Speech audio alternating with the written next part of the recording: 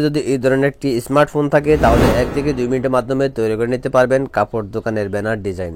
Hello viewers, আসসালামু আলাইকুম। কেমন আছেন সবাই? আশা করি ভালো আছেন। কাপড় দোকানের ব্যানার ডিজাইনের পিএলপি ফাইল নিয়ে হাজির হলাম আপনাদের মাঝে। এই পিএলপি ফাইলটি কাস্টমাইজ করার জন্য আপনাদের প্রয়োজন হবে একটি পিএলপি ফাইল আর একটি পিকচার অ্যাপ্লিকেশন।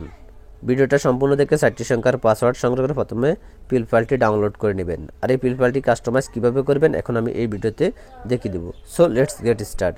পিএলপি ফাইলটি হিসেবে ইনপুট করার জন্য প্রথমে এখানে 3 ডট আইকনে টাচ করে দিব। তারপর আমরা এখান থেকে ওপেন ডট পিএলপির মধ্যে টাচ করব। তারপর একদম উপরে দেখতে পারবো ডট পিএলপি, এখানে টাচ করে দিব।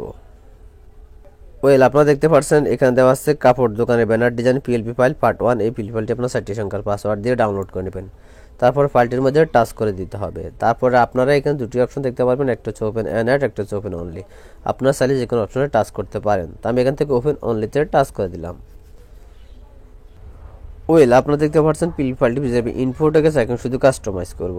তো আমরা এখান থেকে প্রতিটি লেখা কাস্টমাইজ করতে পারবো। তো লেখাগুলো কাস্টমাইজেশন করার জন্য আপনারা দেখতে পারবেন 3 ডট নিচে লেয়ার, এই লেয়ার অপশনে টাচ করে দিবেন। তারপরে আপনারা এখানে প্রতিটি লেয়ার দেখতে পারবেন, যে লেয়ারটি কাস্টমাইজ করবেন সেই লেয়ারটির অবশ্যই লকটা ছাড়াই নেবেন।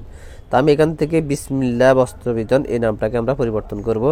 এই জন্য আমরা এখান থেকে লক আইকনে টাচ করব, পিন আইকনে টাচ করব, আবার পিন আইকনে টাচ করে দেবো। তারপর আমি এখান থেকে বিসমিল্লাহ বাদ দিয়ে জুবাইর লিখে দিব, জুবাইর। তারপর আমি এখান থেকে ওকেতে টাচ করে দিলাম। তারপর আমরা আবার লেয়ার অপশনে টাচ করব।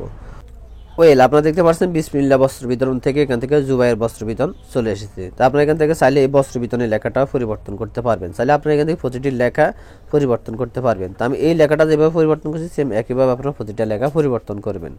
তারপর আপনারা ডিজাইনটি সেভ করবেন। সেভ করার জন্য একদম উপর সেভ আইকনে টাচ করে দিতে হবে। তারপর আপনারা এখান থেকে সেভ অ্যাজ ইমোজিতে টাচ করে দিবেন। তারপর আপনারা এখান থেকে সেভ টু গ্যালারিতে টাচ করবেন। করার সাথে সাথে ডিজাইনটি সেভ হয়ে আপনাদের গ্যালারিতে চলে যাবে। তো আজকের মতো ভিডিওটা এই পর্যন্ত। যদি ভিডিওটা আপনাদের কাছে ভালো লেগে থাকে তাহলে অবশ্যই একটা লাইক করবেন, কমেন্ট করবেন। আর আপনি যদি আমার চ্যানেল নতুন দর্শক হয়ে থাকেন তাহলে অবশ্যই চ্যানেলটি সাবস্ক্রাইব করে রাখবেন। ধন্যবাদ সবাইকে। আল্লাহ হাফেজ।